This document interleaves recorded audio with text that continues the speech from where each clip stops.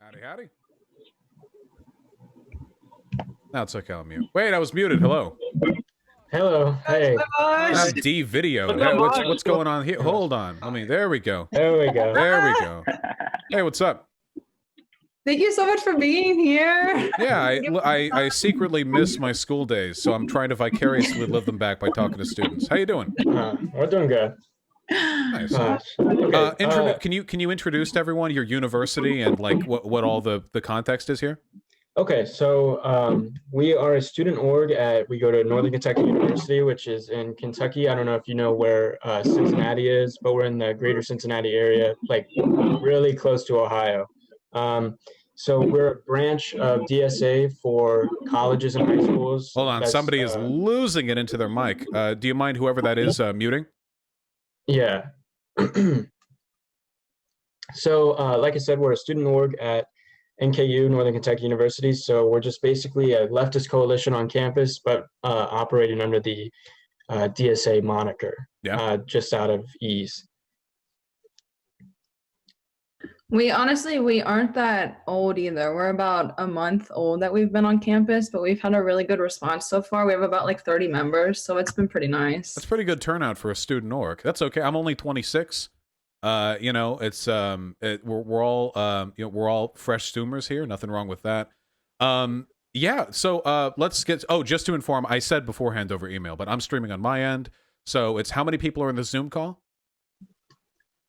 10. Okay, that plus 15,000, and so that's the number. So behave. I trust all of you, and yeah, let's get right to it. What's on your mind? Hit me up.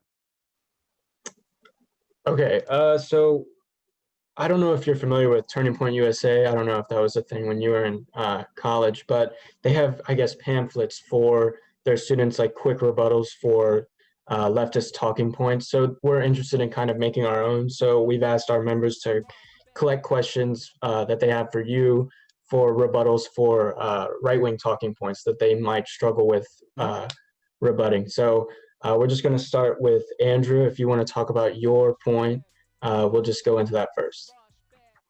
Yeah, so I guess my question just kind of is in like, so what do you say to a right-wing conspiracist or whatever you want to call them, to the chuds, when they claim that there's no freedom or that everything is so uniform and that there's absolutely like no kind of art or creative outlets in a socialist economy? Yeah. So the first thing that I want to say, and this is going to be the case for every response that I give, is that the reason TPUSA is effective at what it does is because all of its talking points have been boiled down through extensive marketing research to be the most palatable and digestible version of the arguments possible. And then if you question them, they extrapolate, they expand upon them. It is not possible for me off the cuff to deliver as concise a talking point as they can with months and months of research and writing. So it's more about the general answer, and then you try to boil it down to its most essential element. So the answer to this is, a socialism is merely a state in which the workers are in control. Now, when you go outside and you see a movie, or you read a comic book, or you listen to music, you are listening to or watching the benefits of workers and working people. It has always been the workers and the artists who have been responsible for the creation of everything we consider to be art in our society. And it is capitalism not which produces this art, but merely which decides who gets paid for it. Humans have been producing art long before capitalism, and yea before that, culture was decided not through who was paid, but rather what society prioritized socially. What honor did you get? What social benefit did you receive from constructing a song, or from writing a play, or from doing puppet theater, or from tattooing others or yourselves? The art is not capitalist. Capitalism just decides who gets paid. Art thrives when humans are given power, when humans are given autonomy, and when humans are given investment. And a workers' state is one which prioritizes workers' utilization of these resources. Good answer. Thank you. Yeah, of course. Okay, and then I think for our next question, we're going to have Devon speak. Yeah, so for my question, I wanted to say, well, first of all, it's nice to meet you, and thanks for coming and all that. Howdy. So many capitalists assert that capitalism is the best. Can you get a little closer to the mic? Is that louder? Yes. Can you hear me better? Sorry about that. So many capitalists assert that capitalism is the best mode because it rewards ingenuity and innovation, and no other system does it as well as capitalism. So what would you say to that? Yeah, it's just factually wrong. Worker cooperatives, that is to say, industries or firms where the workers collectively own the firm that they work at, tend to be much more efficient and productive. The reason for that is because people create more, they invest more, they work harder when they have a stake in what they're producing. Most workers in this country are menial wage slaves who get up every morning and do whatever bare minimum is necessary to avoid getting fired because they know there's no chance at a raise or a promotion. If you actually are immediately invested in the outcomes of your labor, you are infinitely more likely to produce. And we must remember, of course, when we look at art or innovation, technology, who's making these things? Not CEOs. Find me a chief finance officer who developed some pharmaceutical or technological innovation. No, of course not. It's people who work under them. And very rarely are these people appropriately compensated. Their patents go to the corporation they work for. This is not a system which incentivizes creation or innovation. This is a system which incentivizes minute, marginal improvements on existing technology so you can continue pumping out a new version every single year, minimum investment, the wheels of history grind to a halt as we get 17 consecutive iPhones, all of them with degrees of planned obsolescence, every one of them with some marginal improvement, when you know there are 6 or 7 more they could have put in there that they're waiting to sell in the next model. That is not a system which incentivizes production or innovation. Thank you. Okay, and then Avery, if you want to ask your question. Yeah, hello? Can you hear me? Yo. So what would you do if someone came up to you and said something like, oh, socialism might be good, but it's been tried before and it's killed like 100 gajillion people. Here's this book I've read called The Black Book of Communism. It says so. Well, it's easy to discredit the Black Book of Communism. Even the co-authors of that book disavowed it because they said that its primary author was insanely biased. There's also sources you can find online to show that if you use the same methodology used in that book, you can attribute far more than 100 million deaths to capitalism, like way, way more. But the more essential counterargument there, and this is what people need to focus on, is what led to those deaths? Like what specifically? What do you think I believe in? And what do you think that has to do with those countries? What led to the deaths under Mao? Can you tell me which policies? And if you actually look into it, you know, it has to do with like the appropriation of resources or political purges or starvation. Well, what does that have to do with my policies? Let's talk about what I believe in. The fact of the matter is, terms like socialism and communism are umbrella terms that people use to broadly refer to a bunch of different things with essentially no correlation between the policies that go into it and the outcomes which come from it. There are plenty of people, especially in Latin America, who are socialists who have done great good for their country. Evo Morales, his party, just recently won re-election in a landslide because the people of that country have benefited from his support of the workers in that country. And I think that it's important when we discuss our preferred political ideologies that we respect what that actually means. A set of principle positions, of policy positions, not of just some vague superseding ideological label. Does that make sense? Yes, thank you. Pog. Okay, and then I think Russ is going to go now. Yeah, so I'm going to, first off, is there any feedback? I can hear you. Okay, cool. I want to thank you for coming. I've been a bad president. I delegated all of this to Ian. Ian, you've done a great job. Thank you so much. My question is, and I think that genuinely one of the hardest things to respond to is the Norse model. And when it's accused of A, being homogeneous, and B, it's not really the greatest reflection of like a socialist economy. I know it's still, they still have a private sector, obviously. So it's really easy to scrutinize a true socialist if they praise the Norse model. But primarily, what is the best way to go about responding to the claim that it's too homogeneous, that it's all white? I mean, anybody who's making that claim, you can probably avoid the argument altogether by just accusing them of being racist. If we're talking about talking points here, depending on your audience, you can actually completely circumnavigate that by forcing them to define what they mean.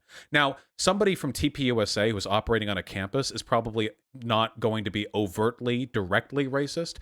I mean, they probably hold those beliefs internally, but they're being told not to. But when you make arguments like that, you know, they're homogeneous. What does that mean exactly? Seriously, what exactly does that mean? Because here in America, in the United States of America, the reason our policies are failing, there's absolutely no evidence to indicate this has anything to do with cultural or ethnic heterogeneity. What's more, and people forget this, the diversity in this country is not racial, principally it's cultural. The divide between the rural and the urban people of America is the greatest indicator of differing values and of differing relationships to the means of production.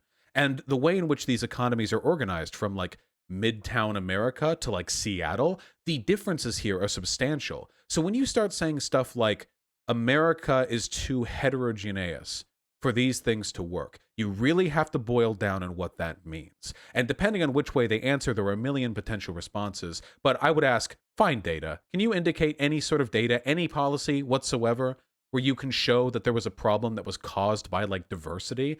Silly argument. With regards to the Nordic model that they have up there, the SOCDEM model, is better than what we have here in America. Not because it's a glorious socialist paradise, but because America is terrible. So the movement towards that, set of positions is beneficial to us. Even the far right in countries like Norway and Sweden, they don't get as far right as the parties over here. It's a movement left. And if you want to move to the left and then make arguments for things like the reappropriation of wealth or the seizure of the means of production, you can. But remember, the right loses even if we just move towards the Nordic model. So I would say, don't split hairs over this. If they want to believe the Nordic model is socialism, don't argue that. Argue whether or not their model is better and more efficient than ours. The answer is that it is, certainly with regards to stuff like the welfare state. And then once you've gotten them on that, you don't actually have to do the hard work of ideologically parsing what real socialism is versus what social democracy is. You can do that later, maybe in a less contentious environment. Yeah, definitely. Thank you. No problem. Okay, so next we're going to have Max talk about his question. I was just wondering, how do you respond if they bring up something along the lines of 1350, all that? Disproportionate. The Socratic method. Why do you think 1350? It's very, very easy. See, and they do these gotchas all the time, so I don't think it's wrong for us to do them as well, because, we're here to win. When a person brings up 1350, okay, why? Why do you think that is? Why do you think black people commit more crime? There are only two answers. Only two. There are only two conceivable explanations. It is your environment or your genetics. Those are the only two things that it can be. And you have to keep asking them. You have to run down this tree. They'll say, I don't know. And then you'll say, oh, well, then I do know. The reason why black people commit more crime is because of a bunch of policies that were deliberately designed to target them, like the drug war and redlining, and because they're disproportionately poor, stemming from environmental inequality that stemmed from generational, poverty. It's that simple. That's why they commit more crime, because of that. Easy.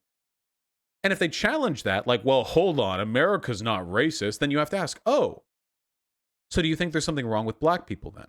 And they'll usually default to some nebulous argument about culture. Well, what creates black culture? What creates culture? What leads to culture? Is culture not a product of its people? Are you saying that they're bad, or are you saying something else led to culture being wrong? You ask these questions over and over, and they don't want to come out and say it. Let's be real. Most conservatives privately think there's something wrong with black people. They do. They do genuinely believe this. But they recognize optically they have to avoid actually engaging with that point. So they'll usually either say they don't know or defer to some nebulous cultural explanation. But culture is a product of environment. Why do black people distrust the police? That's a cultural element. That's a product of black culture in America. It's not because of rap music. Rap music came from a pre-existing fear of the police. Why?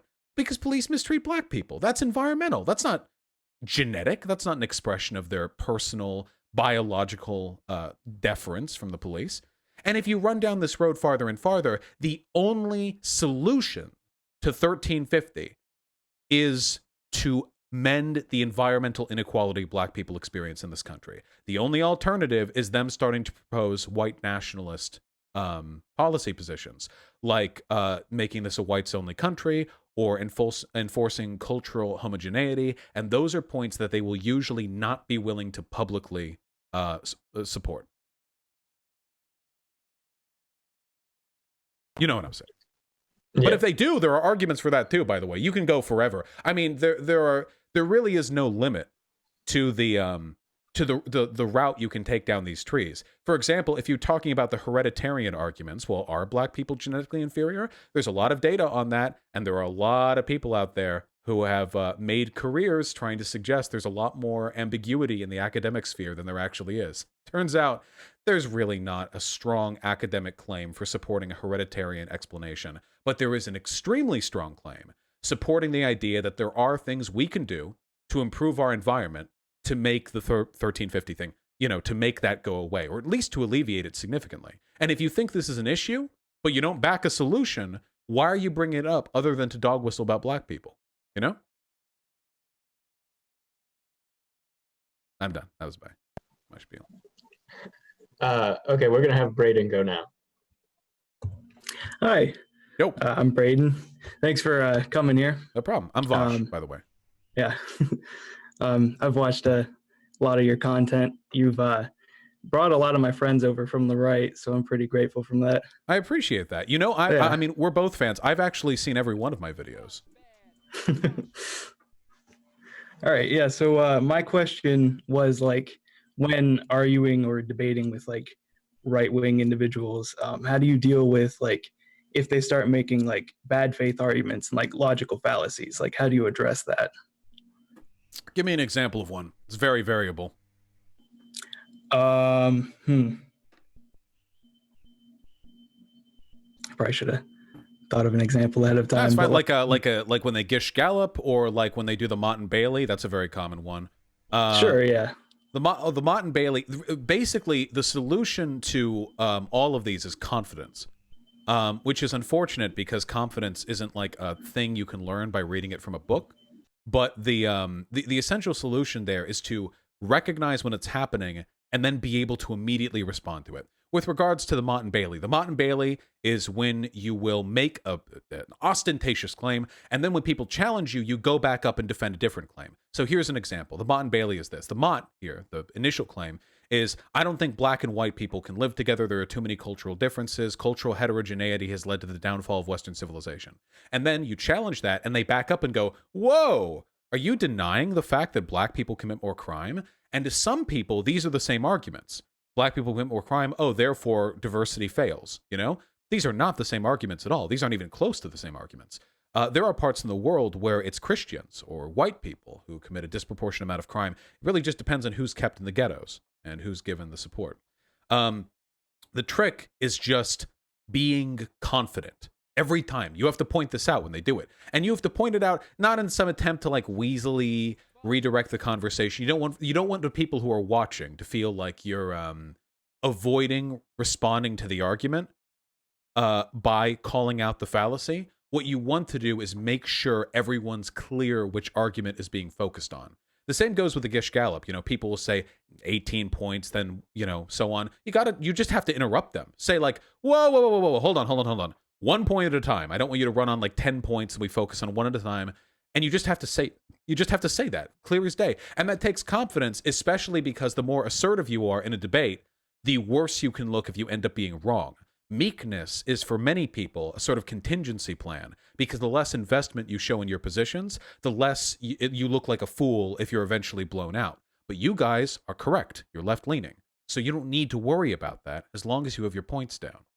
There will always be people more rhetorically skilled than you on the right. That's just how it works. I'm sure there are with me as well. But facts-wise, we win every time. Now, with both of those instances, it's about confidence, and it's also, frankly, about being able to identify when it's actually happening. So when you're arguing, try not to get flustered. When you feel something unfair is happening, take a second, even if you have to physically pause to think, what was wrong about what just happened there? Was there a pivot? Did they end up defending a position that I wasn't even talking about? Did they move topics there? What just happened? And if you can take a second to do that and you can lock in what exactly they just did and call it out, you will almost always come out looking better there, as long as you can describe the fallacy they engaged in a way the average audience member can understand. If you just say, that's a gish gallop, and then like, that's it, nobody will get it. But you want people to understand, like, hey, it's not fair for you to rattle out 20 points at a time. You just got to present it in a way that looks reasonable and understandable. Sorry, I repeated myself a lot there, but what you just asked right there is one of the most difficult parts of engagement. The facts element, like the fact side of things, that can be easy. Like, my God, you know, I don't debate hard topics on my channel. Half the time, I'm just debating, like, how to read a chart or the broad academic consensus on a subject the right is conspiratorial about. I don't debate I don't debate, like, the cutting edge of biology or science or sociology, because all these questions have easy answers, really. It's just about finding a way to deal with their little baby tricks, and that is the tough part. Yeah, I appreciate that. Thank you. I wanted to touch on, just to piggyback off of what Braden was talking about. At what point is it more auspicious to just leave the argument or debate after the goalposts have been moved, you know, so many times? Because I think that the Socratic method just leans itself to that, just the constant goalpost moving, and eventually it just seems kind of pointless, like you're not getting anywhere. Yeah, well, you have to hold them to that. Whenever you begin an argument, you need to place a flag point in your head of where the goalposts began, and anytime they move, you need to be able to push it back. So, and you can do this forever, too. And the best part is you don't even have to make an argument when you're doing this, because you're just exposing their hypocrisy. If they keep moving the goalposts, you have to say, wow, you know, we're here. I remember 10 minutes ago, you know, we were talking about X, now we're on Y. I'm just curious, like, we had to run down quite a few dialogue trees for you to arrive at this point. You don't even have to make the argument. You just have to watch them fail to make theirs. And that's why the Socratic method is so useful. One of the most convincing conservative rhetorical tactics, this isn't exclusive to them, but, you know, they do it a lot, is they just dictate the motion of the conversation at all times, and they never let you grab a hold of it, ever. They'll always be the ones to ask the questions. They'll frame everything, and whenever you ask them anything, they'll just move past it. They'll ignore it. They'll just go right past it, right to the next subject. You just have to be stronger than them. And the ability to do that effectively really does come down to how well you can sell it to your audience. So if you have a clear marker at the beginning of what you're supposed to be talking about, something even the audience will remember, and you can just point back to it every couple of minutes, that right there makes you look very, very strong. Because you can just get, the audience remembers, most of them will. You'll be like, hey, you know, I remember we were talking about cultural diversity, but like now you're talking about like black people in school. Like we really moved over on this one. Like, do you, where are we? Why are we on this? Like, do you think that heterogeneity is bad or not? Like, because you haven't made the argument, and you can keep doing that forever. And it's, if you do it well, it's very fun. It's very gratifying. Thank you. Question. Yo. First, I just want to say big fan, obviously. But I watched the Tim Pool debate the other day, which I thought was great. But I'm just wondering how you stay like so calm and collected and cool, you know? It's just like I find myself getting like so flustered and like somewhat emotional when I'm talking to people, especially if they say something that's kind of dumb. But I just want to know how you like always stay so collected and eloquent. Well, a lot of that is a matter of perspective, because conservatives often come across quite level-headed in their discussions, and the reason for that is because they don't think you're people. The conservatives are trained to be relentlessly depreciative of the value of left-leaning discourse. That's why, by the way, lefties, they'll talk about, well, conservatives are wrong-minded, sure, but they're still part of the working class, and we got to reach them out. Conservatives don't do that. They are contemptuous of you and of me, and for that reason, they don't actually care what we have to say about them. They run through their talking points. If you don't care about a person, they can't really fluster you that much. And I hate to say it, but I think a little bit of tactical contempt can be a little useful. Go into every argument hoping you can change their mind, but personally, internally, you have to recognize that you are in a you are in a battle with somebody who is being, in many cases, paid or sometimes has been fed information deliberately for the specific purpose of humiliating you. This is an antagonistic engagement. The second piece of advice that I would give, and this is something that I've done for a while, that maybe it works more differently for other people, I don't really know, is that I like to imagine that when I'm debating somebody, I'm not actually there. I'm watching myself debate from the perspective of an audience member sympathetic to me. So this is probably because I watched debates for like a decade before actually doing them, but I'm quite used to watching from the sidelines and thinking like, and when you're watching, you don't like it when the guy you're watching gets really flustered or upset, because then you're like sort of embarrassed on their behalf and it feels really awkward, and you're like, oh God, I wish they would just say that. Oh, you missed that talking point back there. And it's a tactic. And if you can do that, and I did this with Tim Pool as well, I couldn't see chat during that discussion. That's unusual for me. Normally I see whatever 10,000 people screaming at me from the side, but when I was with him, it was just me there. But I knew people were watching, and I can imagine anytime he said X, anytime he said Y, anytime I said Z, you know, I had a feeling, what would they or what would I want me to say? And if I can just do that, not what I personally get upset over or personally get invested in, I feel like it generally brings about better outcomes. It makes me feel more like I'm following a plan that I'm writing on the fly, rather than just like running forward into the discussion.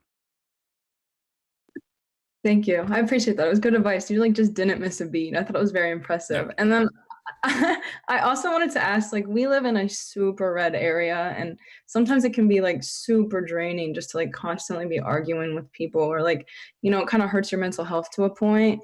And like, obviously, like you're talking about this type of stuff every day. How do you just like not get like drained, if that makes sense? Well, I have a huge community with people who pay me very well, so I feel like we're in different positions in that respect. And I don't mean that, by the way, as some sort of like an element of distance. I did what you did before I was paid to do it, and I cared very much about doing it too. It's easier to do it now, and that's because, of course, I'm incentivized to do it. But back then, here's the advice I'd give to you, and this is very, very important. First of all, do not set a standard for yourself that is based off your imagined understanding of how I handle things. You know, again, our lives are, well, I don't know what's going on with you. I imagine our lives are very, very different. Different people have different thresholds and tolerances for this stuff. And I have deliberately set pillows up all around my place, you know, imaginative pillows, a community to cushion me, you know, support network. And all these people allow me to do what I can do. So don't ever think like, oh God, well, X person online can do this, I should be able to do that as well. Because I couldn't do what I do now either 2 years ago. I had to learn to do all of this, and the material conditions that I live within set up the ability for me to do that. Additionally, also practice being aloof. That's another thing people, I think, on the left don't do. They get so invested. People ask you, what do you want? You know, you're a socialist? What are you, left-leaning and liberal? Yeah. This is what I do when people ask me. Sometimes people ask about my job, even when I'm in like a redder area. Yeah, I'm a socialist. You can tell sometimes people are surprised, they get mad. They're not going to say anything about it as long as you come off confident. If they do say something, oh, I'm sorry you feel that way. You don't have to get down in the dirt with all these people. Most people's perceptions of left-leaning people have been, or most right-leaning perceptions of left-leaning people have been skewed by a very deliberate media campaign designed to make them feel that you are weak and that you are sort of, through your own individual ineptitude and weakness, dragging the country down. Strong, confident, sometimes even silent rebuttal of these talking points or these expectations can really unnerve people in a way that is, in a way that can be much more powerful than directly arguing with them. In my opinion. Yeah, thanks. No problem. Okay, we're gonna go to Maddox now. Hey, another guy.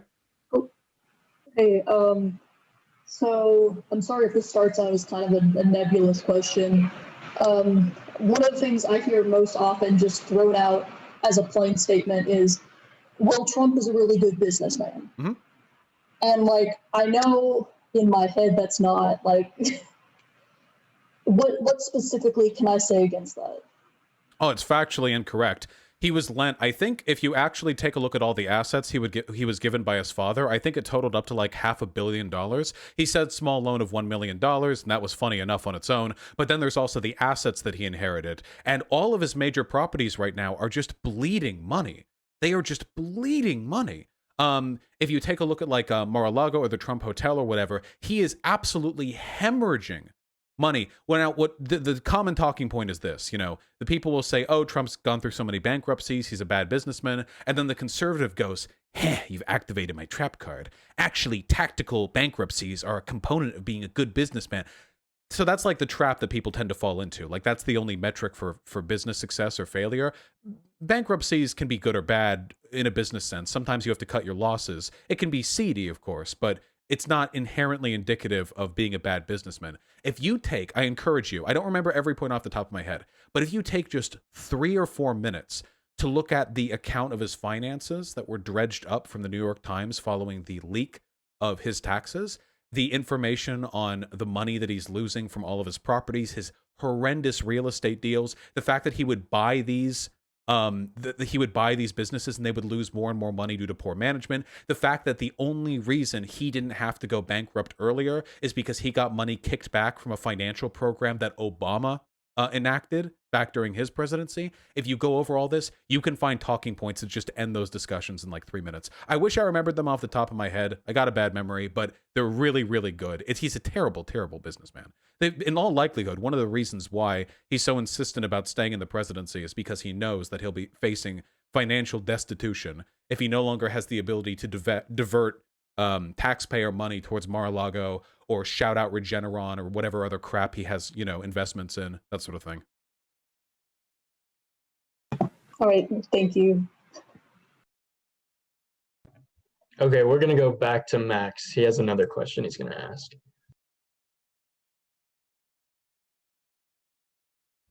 Max, you're muted, just so you.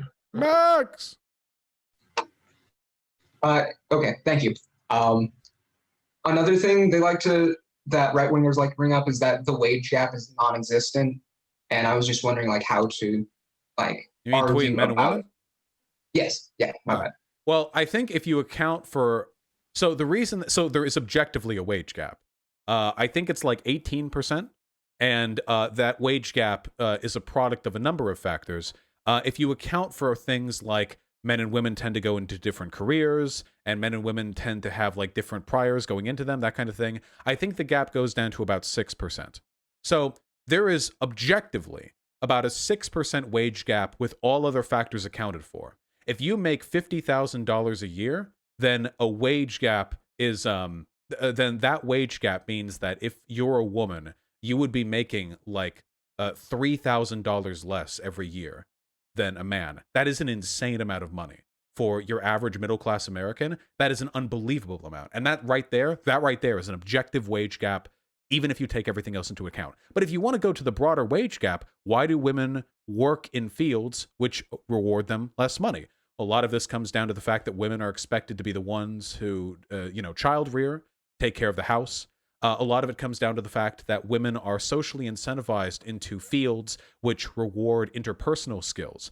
And those fields tend not to pay out quite as well as the other fields, which tend to sort of be a product of masculine association. We have to remember, of course, that back in the beginning of computer sciences, women were up there with men, 50-50, leading the front on the development of new computational technology. You know, our modern computing systems are derived from the ingenuity of women. And it was only after they started marketing computers to consumers that this gap between men and women opened up. They would market it to boys. Those boys grew up, they went to college, and they got into computer science. They didn't market it to girls. They were seen as a boys' tool. So the girls go off and they do whatever girls do, underwater basket weaving, whatever. And the problem is you see these schisms that are in many cases caused by social prioritization of labor. Now, in a perfect society, in like a perfectly ideal gender-neutral society, would men and women do exactly the same things and be rewarded exactly the same way? Personally, I don't think so. I mean, if there's no gender at all, then we don't say men and women. But if we're to say men and women now in the context we generally currently understand it, there's probably going to be some general trends in different directions. Maybe women go a little more into nursing because, I don't know, they tend to have babies more often, so there's some sort of association there. Maybe men go more into construction work because, you know, our hefty, broad shoulders can carry more pallets of wood. This becomes less and less relevant the more gender expression or variance we allow in society as well, you know? And there will be, of course, women strong enough to do construction work as there are today. And there are, of course, many men who can go into nursing. But in terms of like a general trend, maybe there will be some differences. What we see today is not a product of inherent ideological... I'm sorry, I'm choking on my words here. Inherent biological differences. What we see today is a product of an ideological, concerted social effort to maintain a given set of social rules for people who are born into different bodies. I think I stammered like 8 times. I'm going to take a sip of water. You got to stay hydrated, people. That's the secret. Thank you for that. Also, going back to that, I am a computer science major, and I've probably met about 3 computer science majors who were women. Yeah, it's a total... It's bad. Yeah, the disparity there is huge. And keep in mind, a lot of that is because the women who go into computer science do tend to be kind of hassled a little bit by all the guys they work with. I knew a girl who went into computer science from when I was getting my AA. Back in Santa Monica Community College. And, you know, there was always some story about, like, the creepy class project mate or whatever.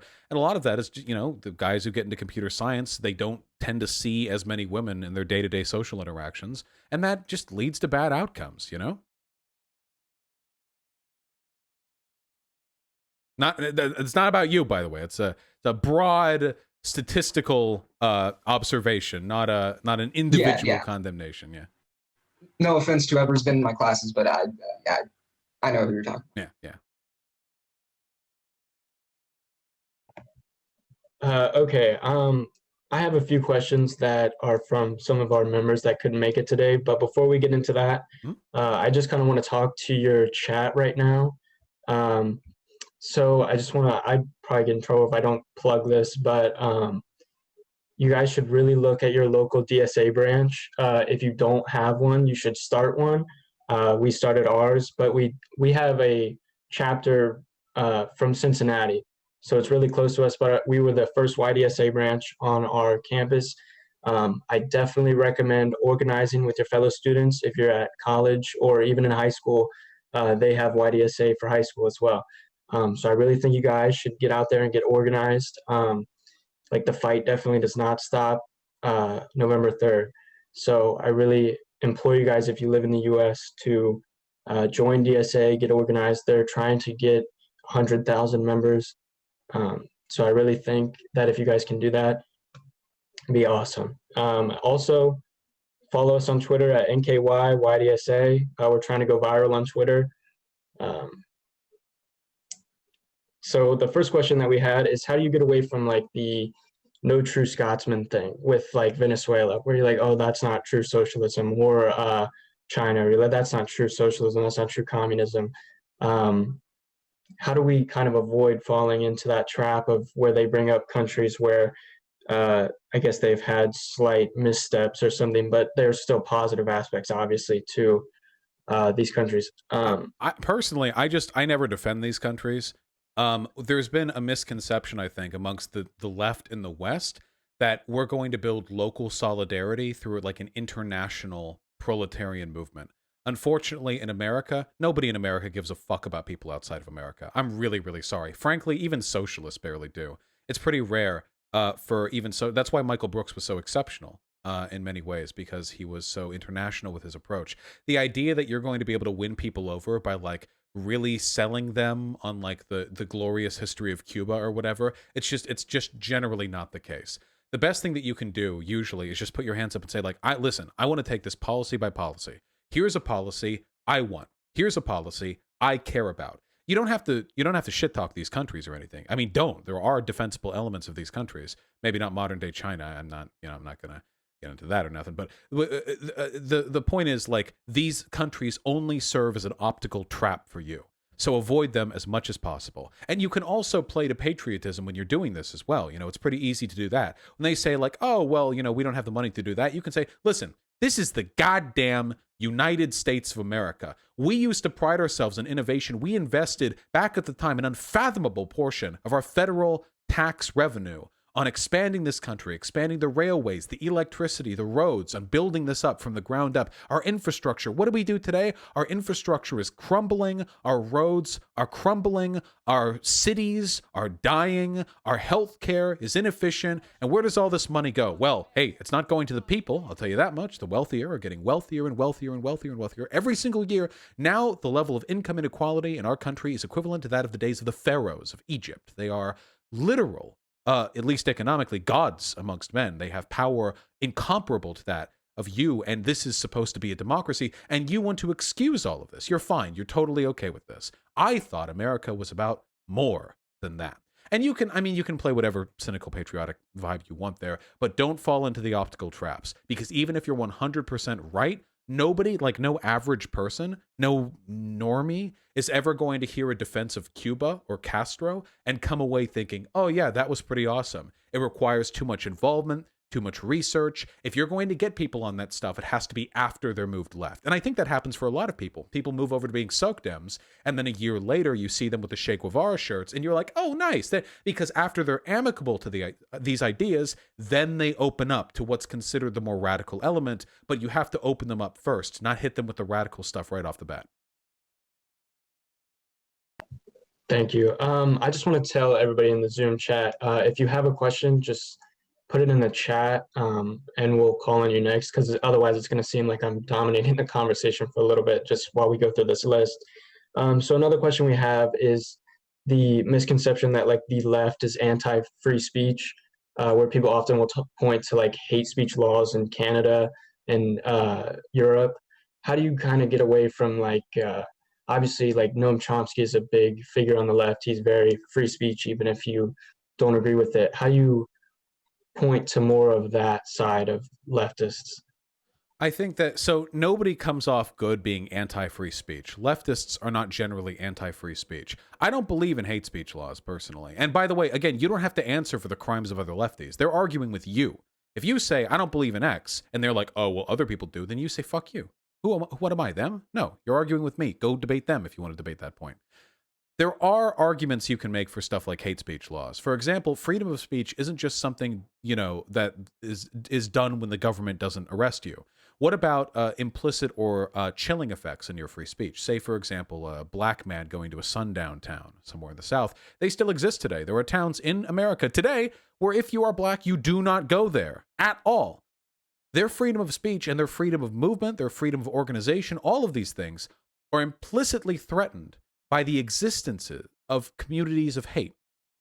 The fact of the matter is, freedom of speech is just a dream unless you have the ability to engage in it.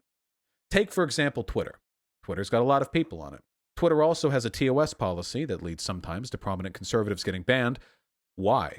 Well, I don't think there's anything inherently wrong with a private business being able to decide who will solicit its services. In fact, I think that's a fundamental right. Even if there were worker cooperatives, by the way, I would be totally fine of them saying, we don't want this type of stuff here. If you have a website that's about car repair and people want to talk about Holocaust denial in there, I think it's totally okay for you to keep things on topic.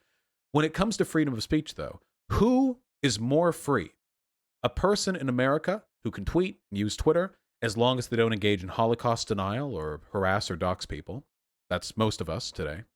Or a trans woman in a Twitter with no TOS policy, who anytime she goes on there is relentlessly harassed and dogpiled by thousands of people because there are no institutional laws protecting her. How free are you in a society where businesses can prohibit not give you service no matter what, as opposed to a society in which businesses must not disallow you service for your race, ethnicity, gender, pregnancy, whatever? I argue freedom is freedom from power, and persecution is a type of power. And such freedom from persecution, a society which protects the weak or the vulnerable or the socially disprivileged, is freedom. And we have to ask then, How do we best do that?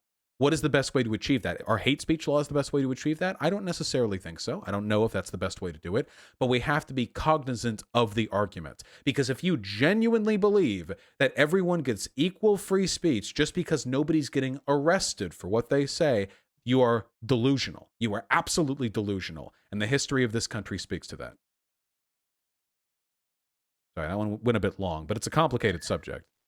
Thank you. The next question we had was, how do you, I guess, rebut against, and this is more of not necessarily a right-wing talking point as much as it is a neo-Nazi talking point, but about how Europe has let too many Muslims in and are kind of directly responsible for terror attacks that happen, like with what we saw in Nice, France. I guess what's that rebuttal? Like how America doesn't have that problem because we don't let in refugees, stuff like that. We have 3 million Muslims in this country, and they're better integrated when it comes to progressive social values than the Christians are, if I understand correctly. A lot of these people are first or second generation immigrants as well. Many of them aren't refugees, but they are nonetheless Muslim immigrants, and they are, well, by all accounts, doing quite fine. Germany took in more Muslim refugees than any other country in Europe. Their crime went down in the following years. And most of the countries in which crime went up only went up because of crimes amongst refugees. That's one of the little data points they like to ignore there. If you get millions of people, or hundreds of thousands, whatever, and you pack them all into tight refugee camps, they have limited access to the same social freedoms as full citizens, as their papers get sorted out and they get distributed amongst the country. Of course there's going to be crime there. These people are hungry and starving. They're terrified. They just fled a war zone. They traveled half the height of the world to get up where they are right now. There's going to be crime and unrest, but it's amongst each other, which means that it's not destroying the country it's in. It's just a product of the process of having refugees. And if you're against the idea of having refugees at all, even if they empirically do no harm to the society they come to, then I don't know. I guess you can call them like heartless. Like, okay, fine, you just don't want brown people in your country. Bringing in refugees does often come at a bit of a cost to the country who takes them in. Given the fact that the situation the Middle East is in right now is entirely a product of Western imperialism, I have a very hard time being sympathetic. I mean, what? Like, America goes, kills 250,000 people over in Iraq, occupies Afghanistan. We support the Saudi Arabia in the Yemen war. Like, we bomb all over the place. And we get, like, mad at the audacity of people fleeing the consequences of our behavior? No, that's ridiculous. The solution to this is to stabilize the whole world. The solution to this is to keep an assurance that no matter where on earth a human being is born, things will not be so fucked up that they need to run off to another part of the world. And we fail miserably at that. We live in a global society. There's no pulling back from that. Okay, we're going to go back to Devon really quickly. And Wait, hold on. Wait, can I answer a question that I got from my chat? Mm-hmm. Cool, why does Sweden have to clean up the mess the U.S. created? They didn't. Sweden chose to take those refugees in. So, yeah, that's the answer right there. They have a democratically elected government that made the decision to do that. So, that's the answer right there. Sorry, go on. I just... You're good. So, yeah, we'll go to Devon, and then after his question, we'll go back to Leah. Okay. Wait, can you guys hear me? Yep. Sorry, I don't really know how Zoom works.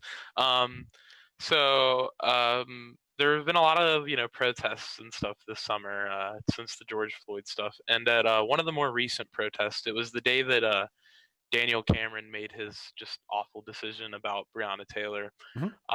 A big figurehead in like the Cincinnati like leftist community and stuff was giving a speech, and they kind of suggested that we need a way to maybe make our points or our ideas more accessible to, like, I guess, people who aren't leftist, people who are in the middle. And what do you think we could like do to, like, like when you say something like abolish the police and around someone who's maybe not as educated on this kind of stuff, that seems like this insane radical idea. Or like giving all like homeless people homes, stuff like that. So what do you think we could do to maybe like, I guess, make it a little more accessible to people who are like centrist or who are kind of, you see what I'm trying to Yeah, ask. well, the problem is the left has always been terrible at optics.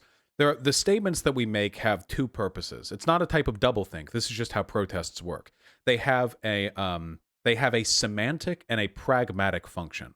So, for example, ACAB, all cops are bastards. Semantic and pragmatic. What does it mean semantically? Well, semantic just means the meaning of the words. All cops are bastards. There you go.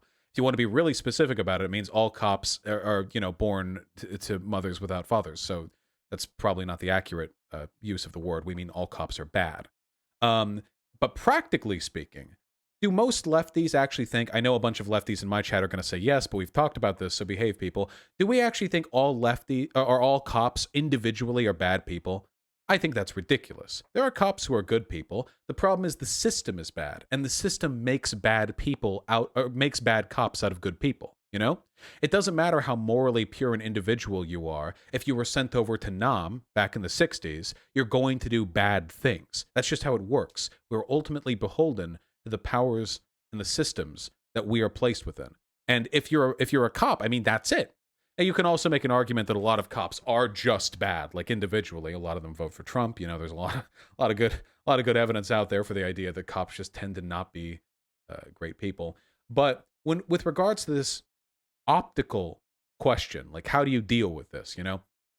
For me personally, you have to recognize that there are two groups of people lefties are trying to appeal to: the dispossessed and the possessed. When you're screaming stuff like defund the police, two groups of people hear that: people who immediately know what you're talking about and people who don't. And you have to convince the people who don't. The people who do understand get energized. And that is the practical meaning of ACAB. The practical meaning of ACAB doesn't have anything to do with the individual moral worth of cops. It has everything to do with getting people energized, getting people angry. Most slogans do. Am I not a man? The civil rights movement, no justice, no peace. Same movement. Do they actually mean no justice, no peace? Do they mean no justice, no peace even within themselves? No, of course not. You get people riled up, you get people angry. That's how protests are born. But you, as interlocutors, as advocates for these positions, you are placed in the unfortunate position of having to defend statements which have semantic meanings that seem at times indefensible. And doing that is largely just a matter of selling the underlying idea. I've done this with the defund the police thing, Defund the police doesn't mean you just get rid of the police. Defunding the police means that wealth that's currently put into that system is removed and then diverted over to other forms of social investment, like public works programs, which can revitalize communities and decrease crime, or social programs, which can be used to disincentivize crime without very expensive police training and equipment. You do that, and now, is every person who's saying defund the police advocating for that? Of course not. But you want to sell them on the best variant of the idea. And also remember, this is the United States of America. Radical shit does not get passed through our government, like ever. That's just not a thing that happens very often. Get them on board with the basic idea and get them on board with the toned down, optically viable, maybe slightly more politically expedient version of the idea, and you might put them in a position to be more sympathetic to the radical version later. But for now, it's just a matter of sort of diffusing their antagonism to the slogan itself. All right, yeah, and that kind of seemed like what he was going for too. So I appreciate you. Thank you. Yeah, it's, by the way, not difficult to do, like at all. Just have to say that is not like a, oh yeah, just do it, bro thing. This is like one of the most fundamental problems leftist advocates have to face time and time again, over and over. Oh, I agree. That's why I appreciate your insight on the subject. Thank you. No problem. Okay, we're gonna go to Leah and then Russ, and then we'll go. I have my question. So. Sorry, this is a dumb question, but I don't think I've ever heard you not have an answer for something, and I just think it's really impressive. How do you do that?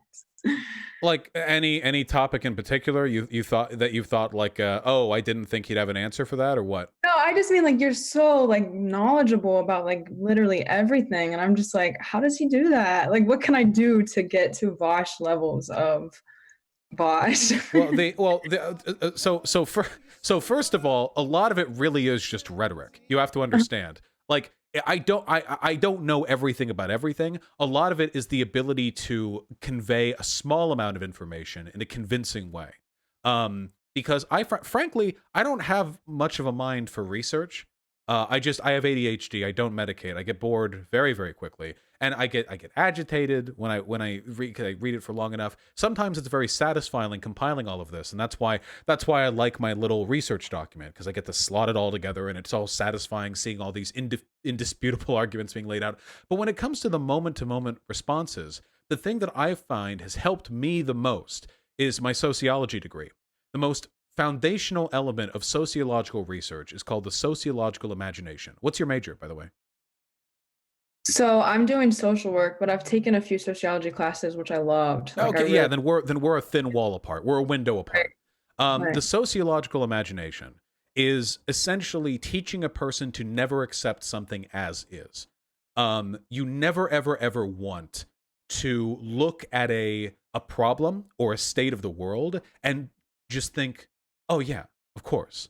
What you do is you learn to take all these different pieces of information, and I have all these different pieces because this is my job and I have to do this.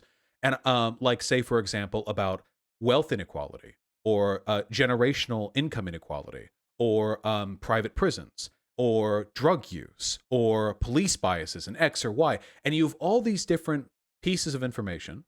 And the magic to that is that if you have enough of them, you can create information on the fly. You can analyze and interpret without needing to be familiar with any specific subject that is being discussed.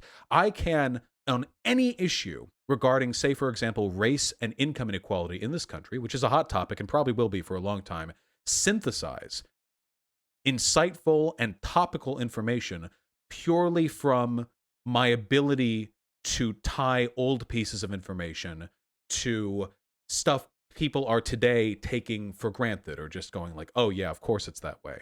So what I would encourage you to do then is find forms of research that you enjoy, or that you personally see some gratification or satisfaction from. I don't know if it's like reading a given article, or like there's a publication, or even a YouTuber, and amass those little bits of information. And anytime you're talking to somebody, debating, or even watching a newscast, you think, how does this react? How does this respond to what I already know? And if you can do that long enough and well enough, eventually you start generating information that makes it seem as though you're way more informed on a new specific subject than you actually are. And there's nothing wrong with that, by the way. That's not lying. That's just proper political analysis.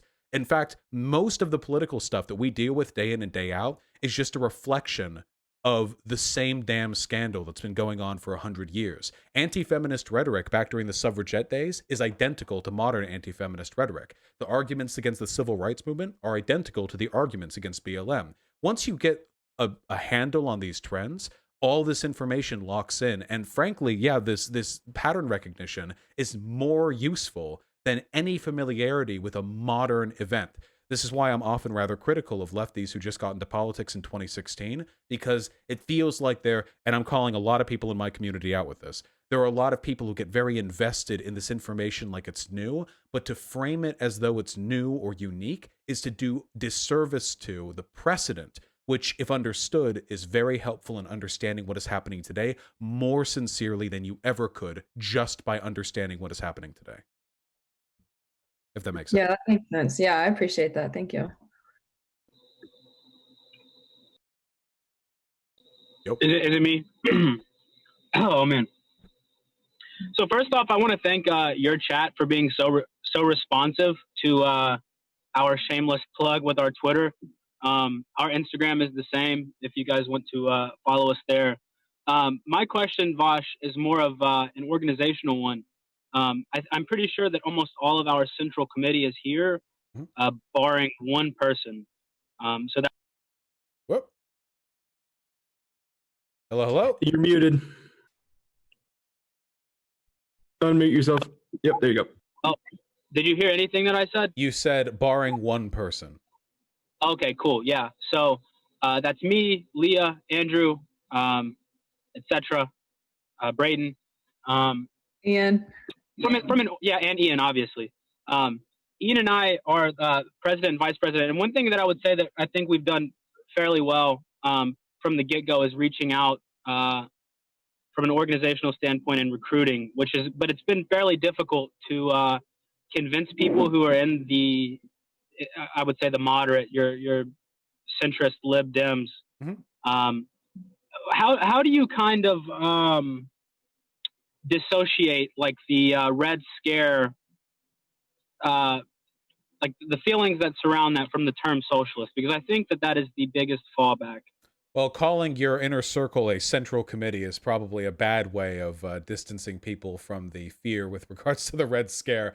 That's how DSA sets it up. That's in our. We have to use a constitution from them, but I think that's what China calls their government as well. Yeah, it's a term that evokes feelings. I'll say that. With regards to like getting normies on board, really, like there are two basic ways of doing this, and one is way more effective than the other. Okay. One of them is trying to sell them on your arguments. The other one is trying to get them to like you and waiting for them to adopt your arguments over a long period of time. The latter is always going to be more effective. Conservatives do this brilliantly, okay? Nobody is radicalized into conservatism by like just clicking one day on like a far right video and hearing the arguments going like, yeah, okay. What they always do, especially with young people, is they set up these traps all over broader media. They do it in gaming. They do it in the incel community very, very heavily. They do it everywhere, where they introduce right-leaning talking points that are meant to reflect a sense of discontentedness or concern within that community. So, for example, notice a lot of annoying kind of id-pull femme-power girl bullshit in Marvel movies lately? Hey, by the way, there is a lot of cynical. You remember from Endgame?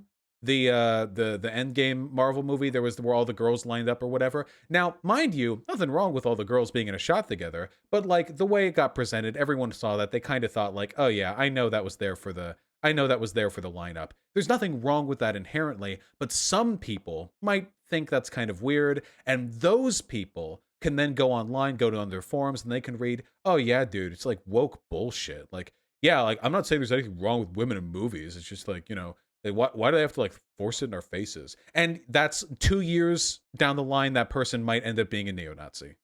They can run that way down. We should do the same. And we do the same to an extent. You're doing DSA stuff, phenomenal. Okay. Don't go running around trying convincing people of hardcore left-leaning arguments or anything like that. Do what Bernie did. Sell people on simple ideas. Hey, student debts. How you holding up over there? Hey, COVID relief, buddy. How you doing, huh? Pretty crap, right? You sell these on these simple ideas. Anyone who's concerned about life or humanity is going to end up being left-leaning if they're properly informed. Anybody.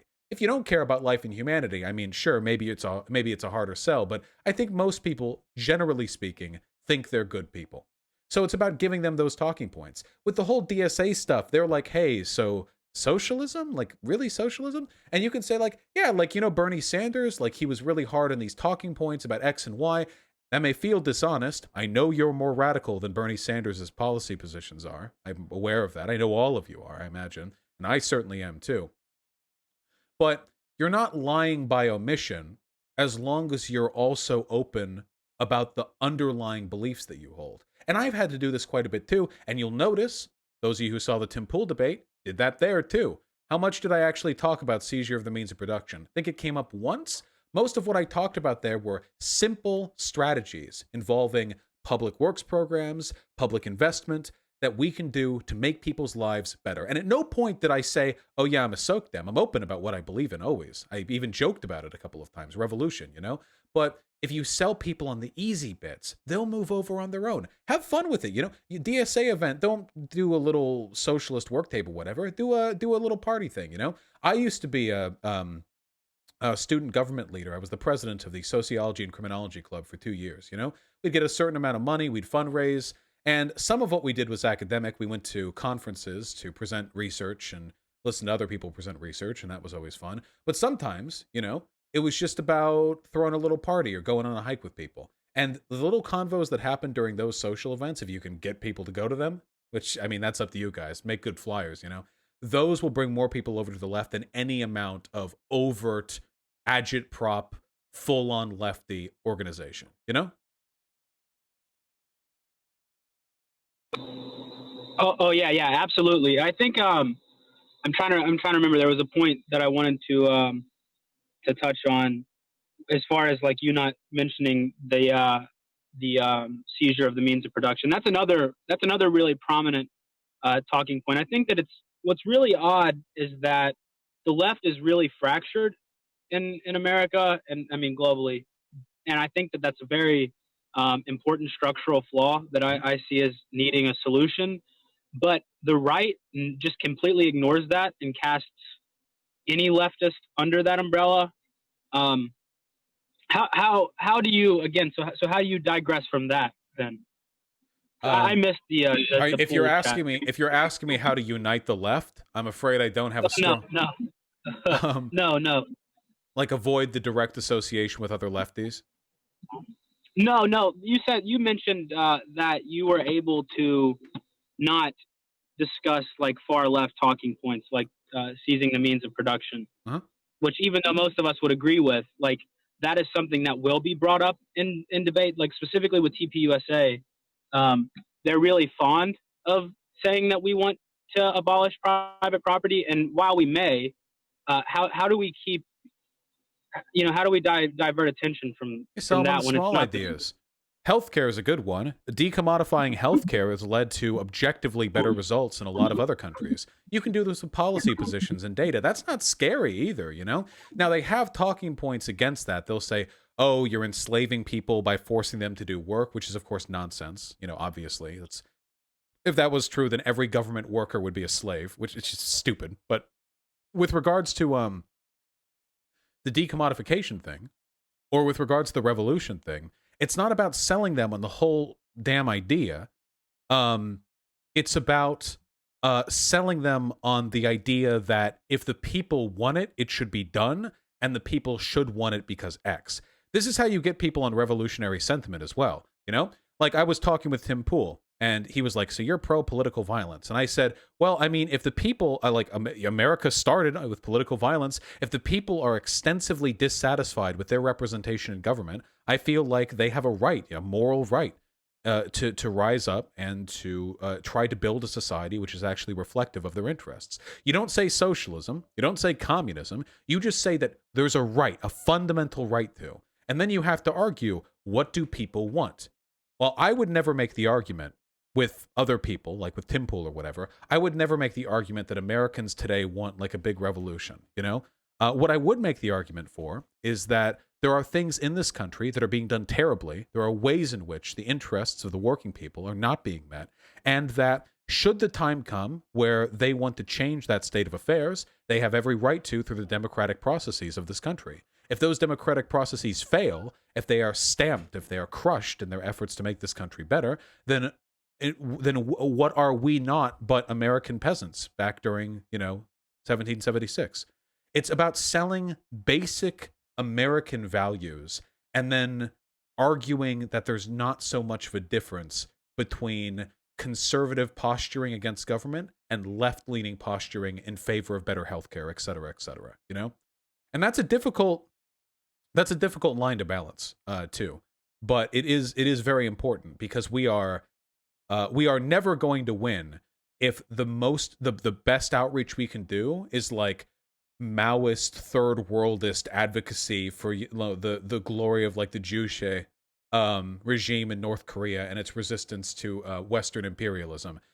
We're not going to sell people on that. It's not going to happen.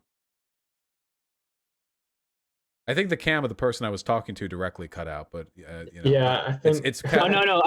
I just thought we were turning it off when we were done talking. So okay, yeah, they're just kept for precedent then. We're gonna have Avery go, and then I'll finish up. So we were planning on having a sort of debate with the college Republicans and the college Democrats. I was just wondering if you had any advice on how to generally go about that. You're not going to debate them both at the same time, are you? I'm not sure if Like I a don't- three-way debate? That'd be a difficult optical tightrope to walk. Okay, sure. Well, then okay. So you have a benefit there in that you will be aligned with the Democrats in being against the Republicans.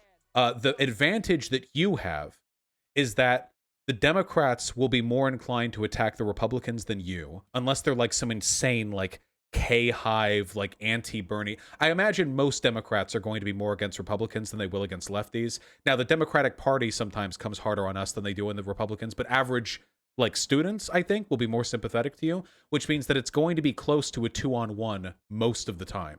The best thing that you can do is add your voice to the Democrats when you're dunking on the Republicans, and when the Republicans have an optically bad response, correct them in a sympathetic way and present a better argument.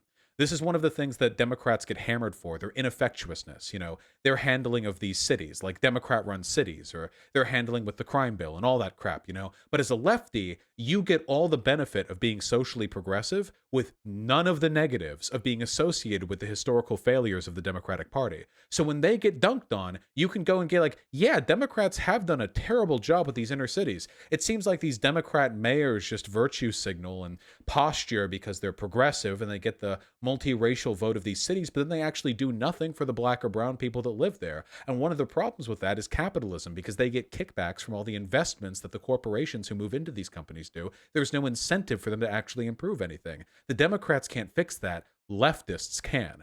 And in that case, you're not actually challenging the values of the Democrats. You're not actually challenging their underlying moral assumptions.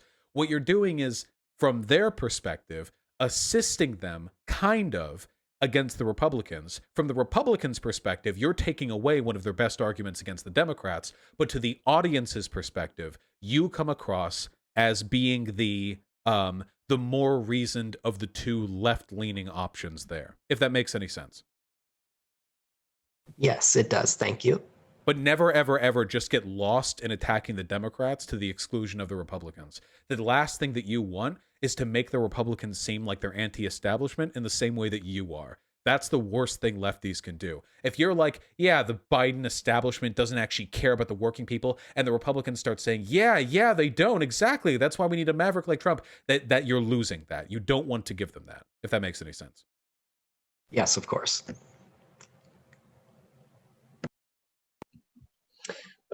Before I ask my question, I guess I just want to sim for you real quick. I wanted to say congrats on the Tim Pool debate. I thought it went really well. Thank you.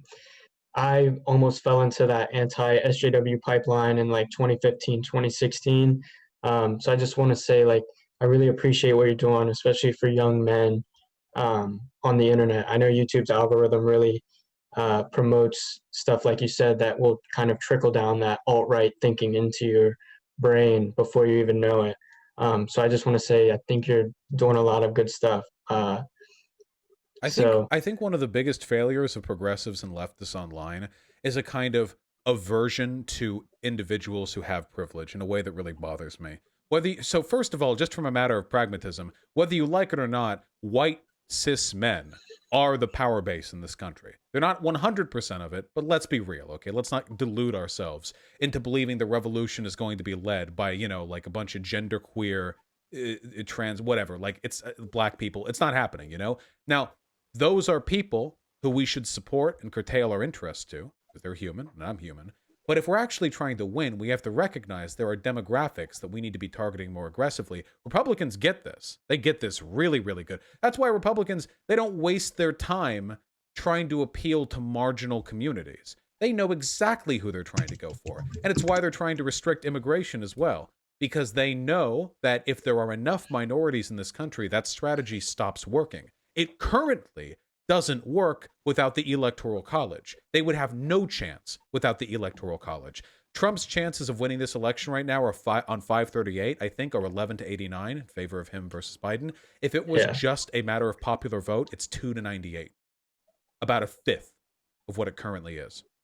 They are only capable of holding on to power because they control a marginal demographic of people who have been given disproportionate power. And that is cis white men. So let's appeal to these people, you know? Let's not do the cringy pseudo-feminist kind of turfy fuck all men shit, you know? Let's not do all this white people are the real problem thing. White poor people get fucked over under capitalism too. Men, there are plenty of problems with being a man. Not just problems that we all experience, but specific problems that men experience that other people tend not to, regarding depression, social alienation, isolation. These are like serious issues, and these are issues we can fix. Alienation, this is literally a component of Marxian analysis, the relationship to commodification and the abstraction of the work leads to alienation. We know that this hurts people, but a lot of people, I think, they just kind of want to distance themselves from this whole group. I love men, okay? And I want them to love being alive as socialists, okay? We got to work together on that. I just too wanted to say congrats on reading All Theory, specifically your work on Alden's number. Thank you. I you know, it's the research is still in the booking, but you know, I feel like I've been prompted a little bit here because all my research is being sort of leaked the outside world. Very, I know, my fans, especially the Tim Pool fans. Yeah, they're very they're very kind on disseminating this unfinished research. But we'll get there. As a conservative. But yeah, I just want to say thank you so much for emailing me, talking to me. When you name dropped us earlier today, when you first started streaming and you said you were going to talk to a college student org, I was like, thank God that I wasn't just emailing someone random and they were going to like fuck with us, like pretending to be Vosh. It's the real email. I do read every email that I get. I can't respond to all of them these days. I do read every one of them though. I know. I was talking in the Discord to people during the Tim Pool debate, and I was like, you guys should really email him if you get the chance now before he blows up after this debate. But my question, I guess, that I mainly have is, and this really isn't even for right wingers as much as it is libs who are kind of sympathetic to the movement, but how do you envision life for ordinary people under socialism? Like, people can't get the grasp on how their life would change. Like, I know a lot of people are like, oh, no iPhone, stuff like that. But obviously there's a lot of positives to that socialist regime. We are all, so the problem is everyone is biased towards the status quo. We fear what we don't know. We all live in a system which prioritizes capitalist realism. You know, what did Zizek say? For some people, it is easier to imagine the end of the world than the end of capitalism. It's very true. We have plenty of movies about the end of the world. We do not about the end of capitalism. Maybe Star Trek movies, you know. But yeah, to some extent. But what would the world look like? Well, let's focus on simple stuff, okay? First of all the anxiety you feel about wealth and income, all the anxiety that you feel about, you know, living or paying off debts, that's gone right off the bat. And that's not just a matter of socialism either. Our country is wealthy enough. We don't need to have this protracted debtor system, you know? Credit cards were invented not because it made people's lives better, but because people realized that they weren't able to extract as much wealth from the middle and the working class unless there was some kind of reliable way they could indebt themselves. And now a ton of Americans have credit card debt, and that's the way the system is supposed to operate. You die with your debts. That's the way people expect it to be. Nobody pays off their debts anymore. You pay off your college debt 20 years later, your mortgage 30 years later, and you keep credit card debt going on you till the day you die. It doesn't have to be that way. It objectively doesn't have to be that way. Like, it absolutely doesn't. So get rid of that. Get rid of that stress. And what about work? How much time do you spend at work? How worried are you about work? Well, first of all, you now have a cut in your work. You're in there with that. There's democracy in the workplace now. You get to vote on what goes on. All your concerns about you being beleaguered and bullied by people above you with no say, your anxiety that you could be fired at any time, all gone. All of this streamlined to a democratic process, which is at once more ethical and also more effective. What about the industries that you live within? Well, nowadays, you know, we do have good healthcare in America, if you can afford it. We do have good transportation in America, if you can afford it. We do have a lot of good stuff in America, if you can afford it. But it doesn't have to be that way. And in fact, very often these commodified systems, which rely on sort of the bulk of their wealth coming from the individuals capable of affording them, and regulatory capture, they work with officials in the government to ensure that laws are passed favorable to them. It doesn't have to be that way. That's not more economically efficient. This is, in fact, a failure of capitalism. Capitalism relies on open competition in the free market on the assumption that individuals have information that they can use to decide which product or service is best. That's not what we're getting right now. The systems we have right now don't even function within our own system. Changing them, if we decommodified transportation or healthcare, we're not even making it less capitalist. We're picking up the broken pieces of capitalism. It's a mess, absolute mess. This is easy to fix. We can fix this. We know how to do it too. How much time do you spend at work? Do you need to spend 8 hours? Why does human productivity increase but wages do not? Why does your competition not keep up with the productivity of your workplace? Why do office workers spend 2 hours a day working and 6 hours a day looking like they're busy? Because they're kept in those little squares every single day with minimal project lead, with management who has no idea how to organize them. You'd have more free time.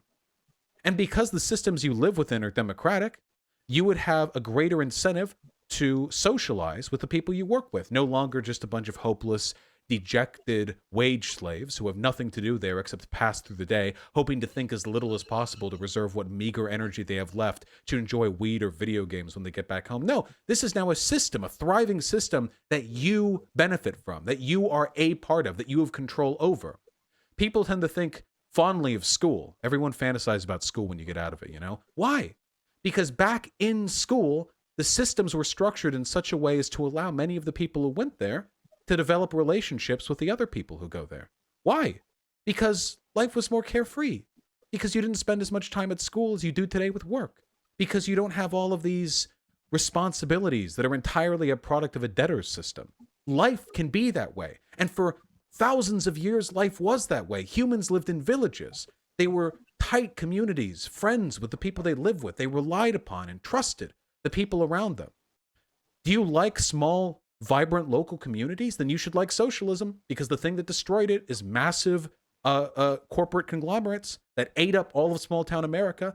Used to be 50 years ago, every city had all their little mom and pop shops. That's where you got your stuff. Now there's the Target and the Walmart, and that's it. And that's where you get everything from. And that's the only place you can get things from, because everything else is so expensive. Because the way our economy works, the subsidies and the tax breaks, it incentivizes them to underprice their competition until eventually everything else closes. Then the prices start to ramp back up. I saw this happen in a small town I used to live in.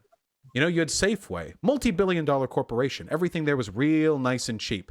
But then the local cooperative grocery stores started shutting down. They started doing worse. People can't afford to go there as much as they can afford to go to Safeway. And over the course of my 2 years in that town, Safeway's prices rose 30 to 40%. Spiked up because they could get away with it, because they had beaten the competition or at least weakened it significantly. That is the future of all of America, of the whole world, under capitalism. A future where everything is streamlined to not be economically efficient for you, but for them to be systematized in such a way as to leave you with as little time and energy as possible, but just enough money, just enough low financing rates to buy whatever you're sold.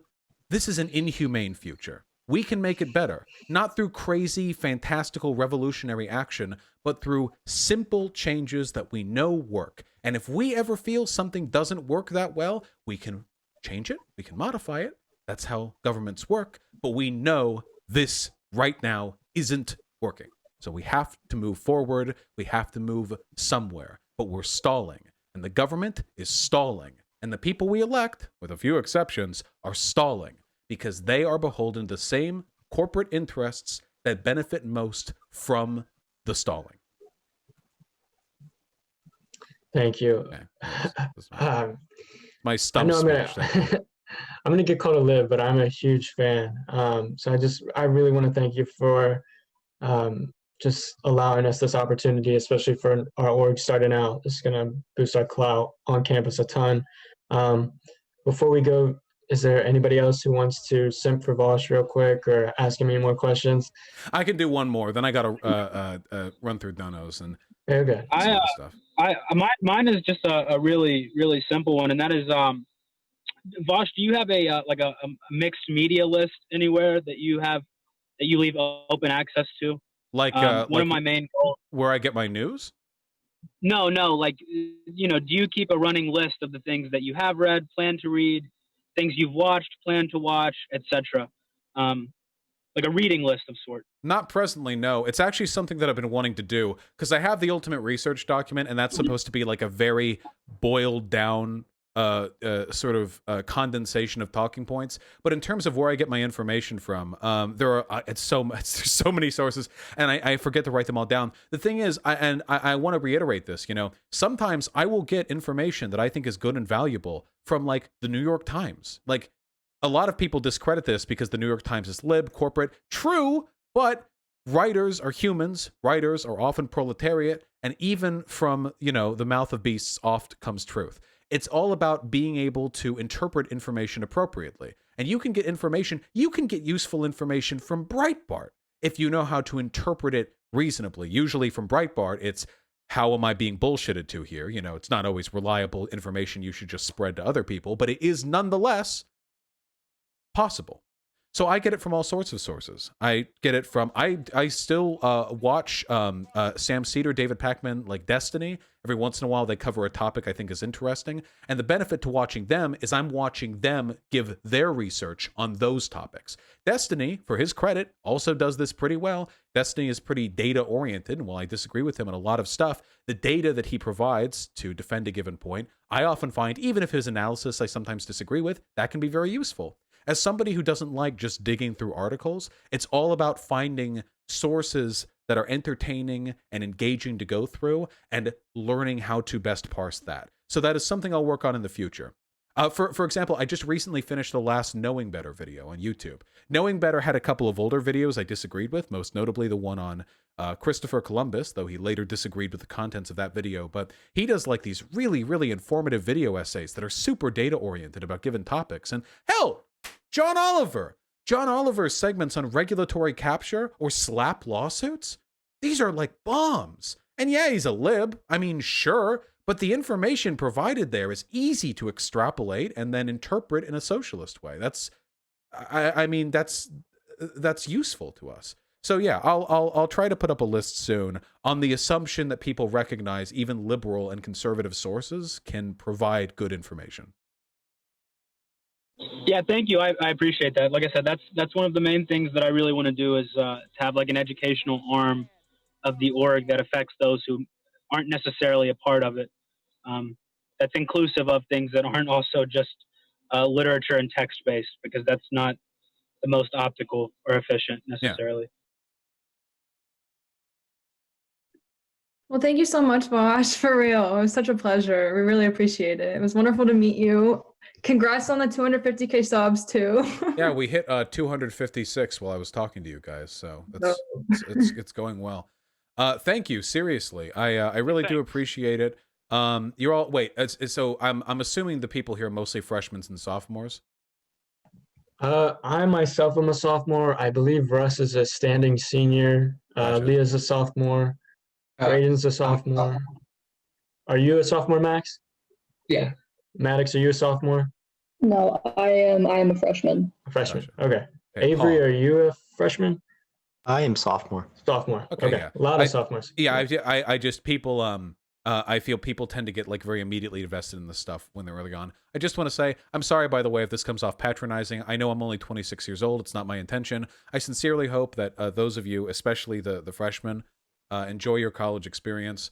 Do take the greatest possible advantage of it, but also remember that life doesn't end after college. I was so fucking nervous after I finished college that like, oh, I've learned all this cool info here, but I'm in the bubble. Once I get thrown out into the real world, it's all over, you know? And that is absolutely not true. There are tons of people who are happier in their 30s than they are in their 20s. I am personally of the opinion that you get to make your own happiness. It seems to me like you all are fairly engaged and intelligent people. So I hope you're all able to develop the necessary coping mechanisms to survive living in this terrible fucking country. And that if you can, and I think you can, and I hope that you can, that you will all be effective advocates for the things you believe in. The first step, of course, to being a good advocate is to be healthy and happy, or I guess that's the first two steps. But that is very, very important. I see so many people, they burn themselves out and they end up miserable, and then they drop out or get disaffected because they were too disappointed. They invested too much. They got burned. Just not good. Listen, life is totally full of disappointments, but we, as lefties, we get to make the hope. We were the organizers. We were the socialists and anarchists 100 years ago fighting for workers' rights. We were the ones marching alongside the civil rights activists. We are the bedrock of everything good that has ever come out of this country. We make hope for people who don't even agree with us. In 50 years, conservatives will live their whole lives appreciating policies that were born from our activism. So we are the source of happiness. We are the radiant light of this country. And I appreciate you all giving yourselves to that process. Thank you. That was so sweet. Thank you. Thank you so much, History Vosh. will absolve us, I think, is what you're really trying to say here, and I agree. I agree. I hope all you have a wonderful day. You too. Vosh Dad. So much. Thank you. Thank you. Be well. You too. Okay, so NKYDSA people. Oh wait, sorry, I thought Vosh left. My bad. Nice. What's up? Don't worry, I'll help you out. Oh, Yeah. wait,